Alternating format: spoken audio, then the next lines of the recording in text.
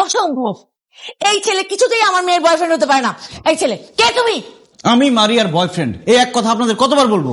এই খবরদার, তুই আমার বয়ফ্রেন্ড, এই কথা যদি আরেকবার বলিস গলা টিপে মাইরা ফেলবি।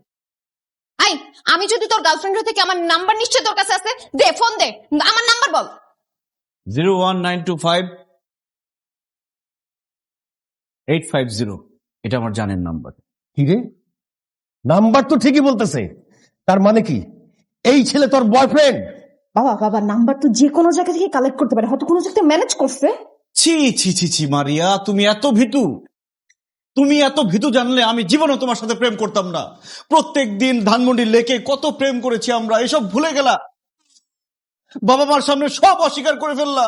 হায় রে জালিম জামানা। ধানমন্ডি লেক শুনছ? তোমার মেয়ের প্রিয় জায়গা ধানমন্ডি লেক।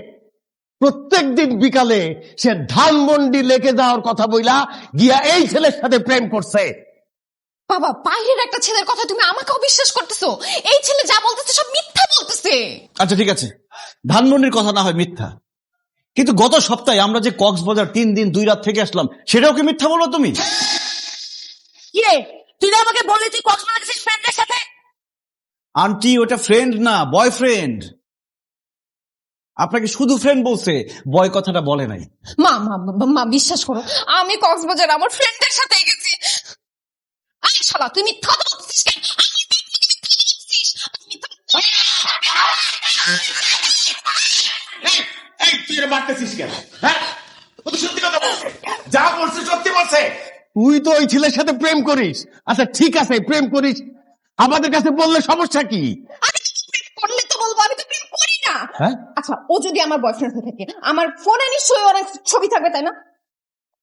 এই দেখো, তুমি আমার ফোন চেক করে দেখো, একটা ছবিও ওর পাবা না। খান সাহেব, ওর মোবাইলে আমাদের ছবি না থাকতে পারে, কিন্তু আমার কাছে তো আমাদের ছবি আছে। এই যে আমি দিচ্ছি, আন্টি আপনি দেখেন।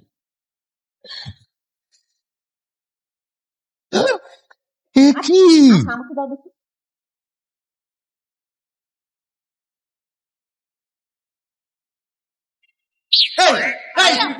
আরে কি খেলাই love you too? ও তো অজ্ঞান হয়ে গেছে। না না এই যে অজ্ঞান হয়ে গেছে। মারিয়া ওঠ, ওঠ মারিয়া ওঠ, ওঠ মারিয়া।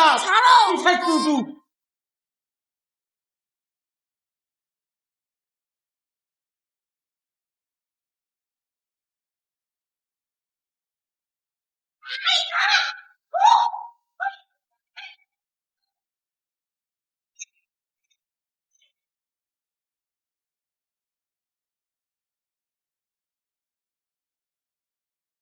মারিয়া, তুমি কারে মারতেছো?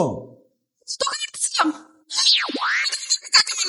আমি জানতাম যে আমার উপর হামলা হতে পারে, এই জন্যই আমি আগে থেকে ব্যবস্থা নিয়ে রাখছি। কিন্তু জান, তুমি আমারে মারতে চাইতেছো কেন? এই খবরদার আমাকে জানতে দিবি না। আমি তোর কোন জন্মের গার্লফ্রেন্ড রে? তুই আমার কবেকার বয়ফ্রেন্ড? ইয়াল্লা মারিয়া, আমার তো মনে হয় তোমার স্মৃতি শক্তি সব গেছে গা। একটা কাজ করি, লাঠি দিয়ে তোমার মাথায় একটা বাড়ি মারি, তোমার স্মৃতি শক্তি সব ফেরত আসবে। খবরদার। এই, আমার স্মৃতি শক্তি ঠিক আছে, তুই সত্যি করে বল, তুই কে, কই থেকে আসছস? আরে কি আশ্চর্য কথা, কোত্থেকে আসবো মানে? আমি আমার বাড়ি থেকে আসছি, আর আমি আসছি তোমাকে বিয়ে করতে, খান সাহেবের জামাই হইতে আসছি।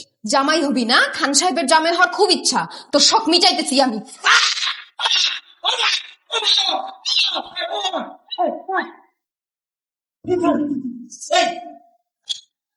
কি হচ্ছে এগুলা? খান সাহেব দেখেন, আমি কত করে বুঝাইলাম, কিন্তু সে তো আমার জোর করে ইজ্জত লুটে নেওয়ার চেষ্টা করছে। আমি বললাম যে না, আমাদের তো বিয়ে হয় না, এইসব করো না। সে তারপরে জোর করে। ছি ছি ছি মারিয়া, কি বলছে এসব? বাবা, ও মিথ্যা কথা বলতেছে। মিথ্যা কথা বলতেছি না। খান সাহেব এখন রাত 2টা বাজে, সে আমার রুমে যে আসছে, কেন আসছে? লুডো খেলতে তো আসে নাই, অন্য কিছুই করতে আসছে। শুধু তাই না আঙ্কেল, ও আমাকে এমন বাজে একটা কথা বলছে, আপনি তো বিশ্বাস করতে পারবেন না শুনলে। এই এত ভনিতা না করে কি বলছে সেটা বলো।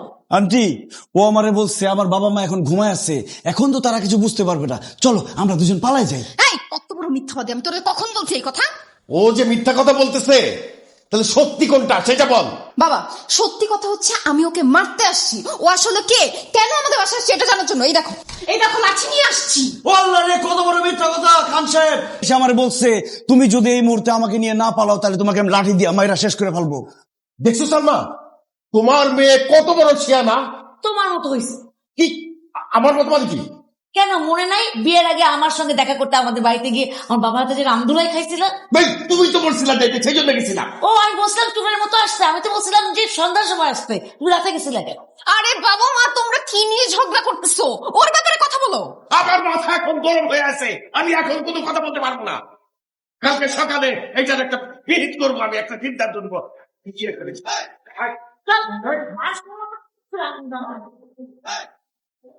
খান সাহেবের জামাই হবই হব।